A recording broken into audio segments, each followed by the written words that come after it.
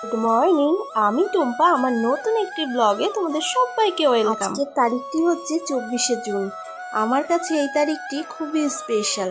শুধু আমার কাছে না, আমার গোটা পরিবারের কাছেই। আজকের দিনে কোলালো করে আমার ময়ূক আমার কাছে এসেছিল। আজকে আমার ময়ূকের 14তম জন্মদিন।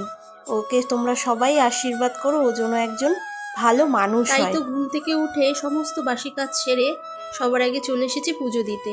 পুজোটা আজকে সেরে নিই তাড়াতাড়ি করে, তারপরে সমস্ত রান্নাবান্না যেটা হবে হবে। ময়ূকের জন্মদিনে আমাদের ইচ্ছা থাকলেও আমরা মন্দিরে যেতে পারি না পুজো দিতে। তার কারণ এই সময়টা প্রত্যেক বছরই আমাবতী থাকে। ময়ূকের আমাবতীর মধ্যেই জন্ম হয়েছিল, সেই কারণে মন্দিরে আমরা এই সময়টাতে যেতে পারি না।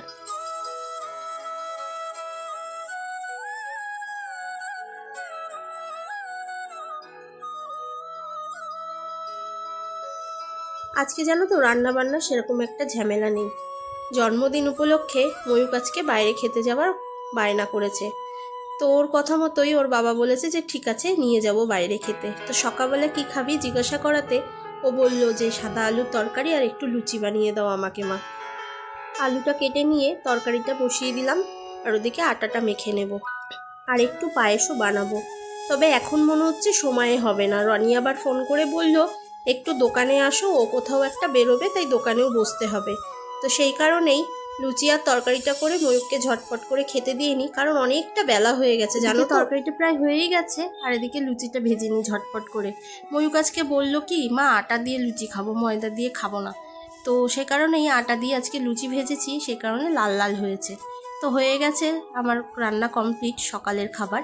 চলো ওকে দিয়ে নিই, ওকে দিয়ে আমি দোকানে চলে যাবো। আজকে দুপুরের লাঞ্চটা যেহেতু আমাদের বাইরে থেকেই করতে যাওয়ার কথা ছিল, তাই ময়ূকের বেস্ট ফ্রেন্ড শ্যানকে আসতে বলেছিল ময়ূক, আর বলেছে ওর দিদিকে আর দাদাকে। তো দিদি তো অফিসে গেছে, তো সেখান থেকে আসতে একটু লেট হবে। তো সেই কারণেই মোটামুটি 3টে মতো বাজে এখন শ্যান এসেছে, কারণ আমাদের বেরোতে 3:30 মতো বেজেই যাবে। ময়ূককে শ্যান কি গিফট দিল চলো তোমাদের দেখিয়ে দিই। ওই কাচের বোতলটা দিয়েছে আর এই টিফিন বক্সটা দিয়েছে। গিফট পেয়ে তো খুব খুশি ময়ূক, বন্ধুকে জড়িয়ে ধরে খানিকক্ষণ একটু আদর করে নিল। আর এখন ওই 3:30 মতো বাজে আমরা বেরিয়ে পড়েছি, চলে এসেছি আমিনিয়াতে। কারণ আজকে ময়ূক বলল যে ভাত খাবে না, ভাত খেলে হয়তো পাঁচফোড়নে যেতাম দুপুরের লাঞ্চটা সারতে। ওরা যেহেতু বলল যে বিরিয়ানি বা নান এরকম ধরনের খাবার খাবে, সেই কারণে চলে এসেছি আমিনিয়াতে। চলছে আমিনিয়াতে জামাই ষষ্ঠীর স্পেশাল অফার।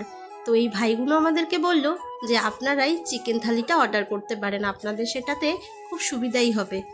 আর সেই কারণেই রনি তাদের কথা মতো এই থালিটি অর্ডার করেছিল।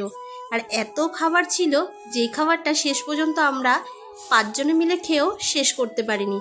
ও রিক কিন্তু আজকে আসেনি, রিকের একটু কাজ পড়ে গেছিলো, সেই কারণে রিক আসতে পারেনি, মানে ময়ূকের দাদা।